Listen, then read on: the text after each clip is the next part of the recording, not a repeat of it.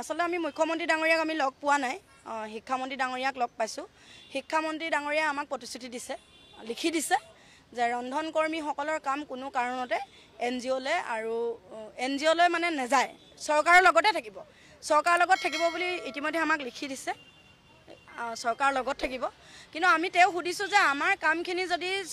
এনজিঅ'ৰ লগত গুচি যায় আমাৰ চাকৰিটো হয়তো 3 বছৰ পিছতো গুচি যাব পাৰে তো সেইটো কৈছে যে কেতিয়াও নাযায় বুলি আমাক কথাষাৰ ক'লে আমি তেখেতক ধন্যবাদ জনাইছোঁ লগতে মুখ্যমন্ত্ৰী ডাঙৰীয়াকো ধন্যবাদ জনাইছোঁ আৰু এটা কথা আমি সুধিলোঁ যে তেওঁলোকৰ মাননিৰ পৰা বৃদ্ধি কেতিয়া হ'ব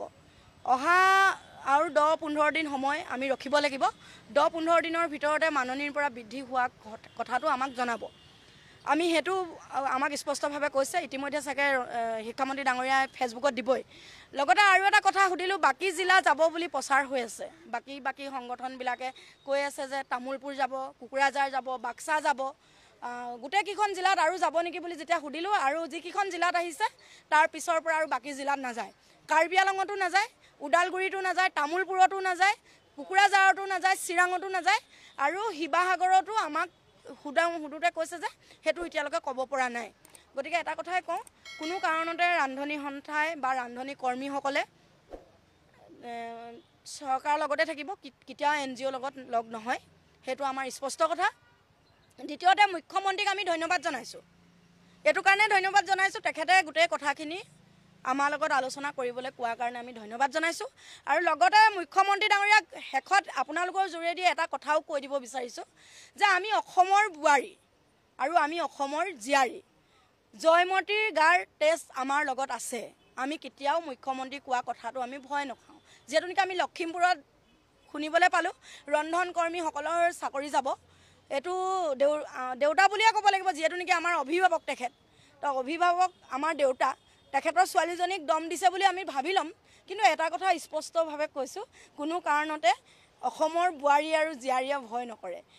হেকত তেখেতক ধন্যবাদ জনাইছোঁ আৰু এটা কথাই কৈছোঁ আপোনাৰ লগতে আমি থাকিম চৰকাৰৰ লগত আমি থাকিম কোনো কাৰণতে এনজিঅ'ৰ লগত নাথাকোঁ আৰু মাননিৰ পৰা যিটো আমাৰ বৃদ্ধি হ'বলৈ কৈছে আমি আশা কৰি আছোঁ 9600 হ'লে আমি ভাল পাম আৰু এককালীনটো যিটো আমাক দিম বুলি কৈছিলে কিমান দিব হেতু ঘোষণা কৰিব হেতু আমি ভাবিছোঁ খুব সোনকালে আমি আদায় কৰিব পাৰিম আৰু হেকত এটা কথা শিক্ষামন্ত্ৰী ডাঙৰীয়াক আমি কৈ আহিলোঁ যে আমাক 4th গেটলৈ নিব লাগিব যে চৰকাৰ দ্বিতীয় 26ত যাৰে চৰকাৰ নাহক আমি কিন্তু 4th গেটৰ কাৰণে লাগিম আমি আলোচনাত বহি 100% পিছত 80% ভাল পাইছোঁ 20% এটো কাৰণে মনত বেয়া লাগিলে মুখ্যমন্ত্ৰী ছাৰে আমাক লগ দিব নোৱাৰিলে তেখেতৰ কাৰণে আমাৰ বেয়া লাগিলে আৰু আমি আশা কৰিছোঁ খুব সোনকালে চাগে মুখ্যমন্ত্ৰী ডাঙৰীয়া আমাক লগ কৰিব গতিকে বাইদেউসকল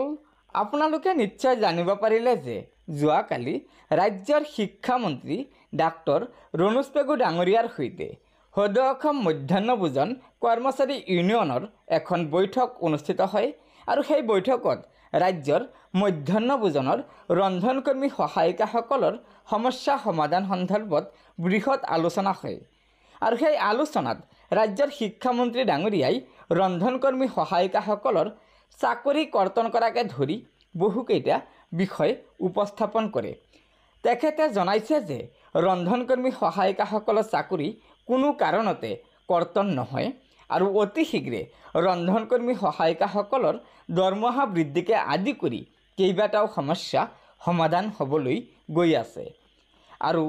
এই 1-2 মাহৰ ভিতৰতে ৰন্ধনকৰ্মী সহায়িকাসকলে সুখবৰ পাবলৈ গৈ আছে বুলি শিক্ষামন্ত্ৰী ডাঙৰীয়াই জানিবলৈ দিছে গতিকে বাইদেউসকল লগৰ বান্ধৱীসকলক এই ভিডিঅ'টো শ্বেয়াৰ কৰি শিক্ষামন্ত্ৰী ডাঙৰীয়াই জনোৱা আজিৰ এই সুখবৰ কেইটা জনাই দিব আৰু নতুনকৈ অহা বাইদেউসকলে অনুগ্ৰহ কৰি আমাৰ এই চেনেলটো ছাবস্ক্ৰাইব কৰি ল'ব ধন্যবাদ জয় আই অসম।